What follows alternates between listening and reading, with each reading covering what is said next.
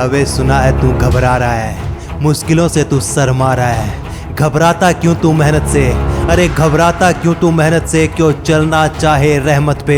हौसले अपने संघर्ष पर सवार कर, हौसले संघर्ष पर सवार कर। चिथड़े चिथड़े हो जाए मुश्किल, बस एक ऐसा वार कर।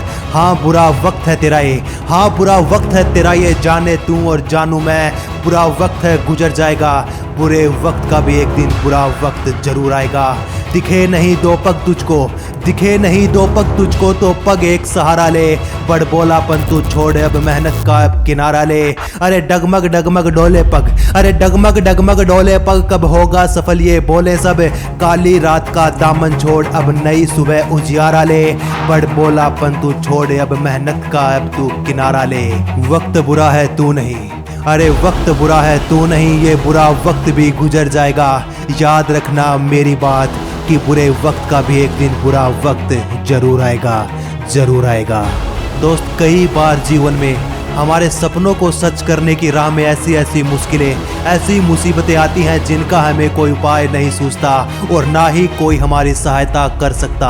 उस वक्त हमें खुद ही उन मुश्किलों से बाहर निकलना होता है, खुद ही उन तमाम संघर्षों से लड़ना होता है। लेकिन उन परिस्थितियों में कई लोग हार मान करके बैठ जाते हैं। जो होगा सो देखा जाएगा, और सोचते हैं कि कोई ना कोई तो जरूर आएगा जो हमारी मदद कर सके, जो हमें हिम्मत और हौसला दे सके। और जब ये बुरा वक्त, जब ये मुश्किलें खत्म हो जाएंगी, तब मैं शुरुआत करूंगा, तब मैं एक नई शुरुआत करूंगा अपने सपनों को पाने की। लेकिन दोस्तों याद रखना कि मुश्किलें, मुसीबतें और ये बुरा वक्त केवल तभी गुजर पाता है जब कोई पग दो पग चलने का हौसला कर पाता है।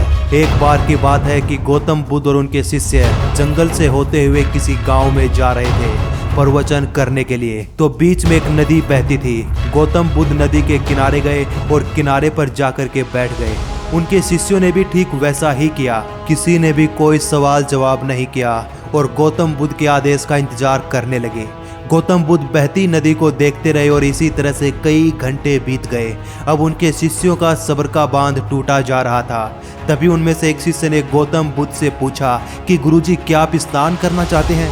तभी गौतम बुद्ध बोले कि नहीं नहीं, मैं तो नदी पार करना चाहता हूँ, लेकिन इस नदी के पूरे पानी के बह जाने का इंतजार कर रहा हूँ। मैं सोच रहा हूँ कि ये पानी चला जाए, उसके बाद में मैं नदी पार करूँगा। तभी बुद्ध के एक दूसरे शिष्य ने बुद्ध से कहा कि गुरुजी ऐसा होना तो असंभव है कि पानी पूरा बह जाए, ये तो लगातार बहता रहेगा। यदि इसी तरह इंतजार करते रहेंगे तो पूरी जिंदगी हमें यहीं गुजारनी पड़ जाएगी और तब भी शायद ये पानी खत्म ना हो पाए। तब बुद्ध बोले कि ठीक इसी प्रकार से हमारे जीवन में भी समस्याएं आती हैं। यदि हम समस्याओं के खत्म होने का इंतजार करते रहे, यदि उनके इंतजार में बैठे रहे, तो कभी भी हम अपने लक्ष्य तक नहीं पहुंच पाएंगे। और यही आज की शिक्षा है। ठीक यही नियम चाणक्य अपनी चाणक्य नीति में बताते हैं कि विजय यात्रा का मतलब अपने अंतिम बिंदु पर पहुंच जाना नहीं, बल्कि यात्रा में आने वाली कठिनाइयों से लड़कर, उनसे जूझकर, संघर्ष करके आगे बढ़ने की कला और यात्रा में मिलने वाले अनुभव ही हमारी विजय यात्रा की असली महानता और सिद्धि होती है। जितना बड़ा तुम्हारा लक्ष्य होगा, जितना महान तुम्हारा सपना होगा, उतनी ही बड़ी समस्याओं का सामना तुम्हें करना पड़ेगा।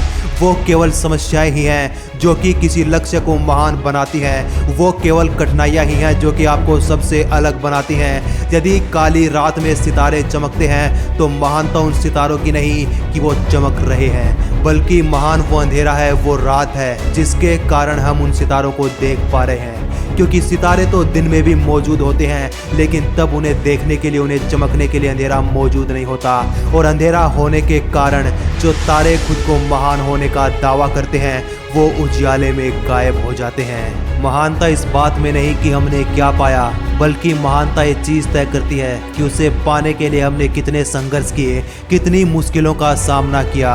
एक जलते दिए को यदि सूरज के सामने रखें तो उसका कोई मोल नहीं, लेकिन वही दीपक काली रात में हमारा सहारा बन जाता है।